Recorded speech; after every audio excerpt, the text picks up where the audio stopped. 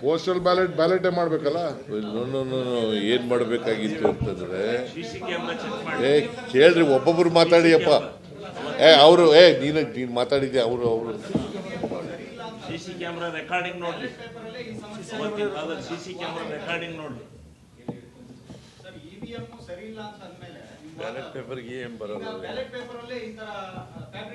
EVM ಸರಿ ಇಲ್ಲ ಅಂತ ನಾನು ಹೇಳಲೇ ಇಲ್ಲ. EVM ಮಾಡಿದ್ದಾರೆ ಅಂತಲ್ಲ, ಆಮೇಲೆ ತಿದ್ದಿರೋದು. ಪೋಸ್ಟಲ್ ಬ್ಯಾಲೆಟ್ ಎಲ್ಲರೂ EVM ಮಾಡೋಕ್ಕಾಯ್ತೈತೆ? ಸುಮ್ಮನೆ ಯಾರಿಗೋ ಕೇಳ್ದಂಗೆ ಕೇಳ್ತಾ ಇದ್ದೀರಲ್ಲ ನೀವು.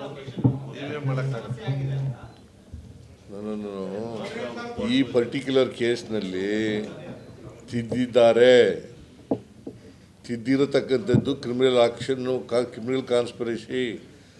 ಅವರು ಜೀವರಾಜು ಕ್ಯಾಂಡಿಡೇಟು ಅವ್ರು ಸೇರ್ಕೊಂಡು, ಸರ್ಕಾರ ಸೇರ್ಕೊಂಡು ಮಾಡಿರ್ತಕ್ಕಂಥದ್ದು.